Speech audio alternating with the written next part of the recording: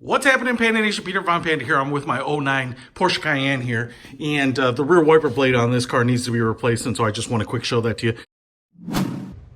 It's actually a lot simpler than it looks. The whole thing here is covered, which is kind of intimidating, but if you pull this up, you can see it's just like a regular wiper blade, and this thing just pulls straight out.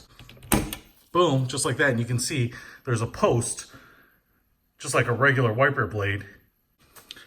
Then you might be able to see the little clip right there. So I've got a new wiper blade here and that straight post that goes across.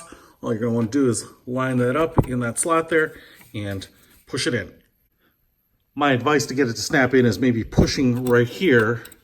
There's a kind of a bow section right here. And if you push here and here to kind of force that middle part in, that can help. And then you'll hear a very distinct click. That's it. That's how you change the wiper on a Porsche Cayenne. Peter Von Panda, out.